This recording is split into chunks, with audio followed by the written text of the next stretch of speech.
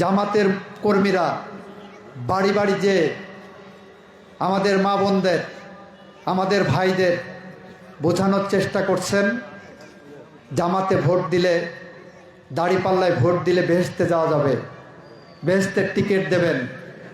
নাউজুবিল্লাহ মিন জালিক। বেহেশত থেকে যাবেন কে যাবেন না সেটা একমাত্র ঠিক হবে হাসরের ময়দানে, রোজ কিয়ামতের দিন, এবং আল্লাহ পাক ঠিক করবেন। আল্লাহ পাক ছাড়া কেউ যদি বেহেশতের টিকিট বিক্রি করেন সেটা হলো আল্লাহর সাথে শিরক করা।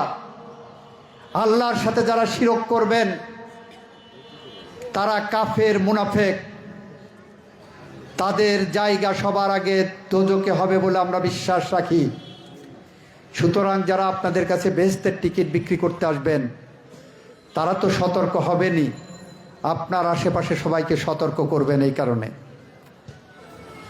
ওনাদের ঝালকাঠির এমপি উনি একটা বক্তৃতায় বলেছেন, কেউ যদি সিগারেটের সুখ টান দিতে দিতে দাড়িপাল্লায় ভোট দেয় তার জন্য নাকি তার সব গুনাহ মাফ হয়ে যাবে। নাউজুবিল্লাহ।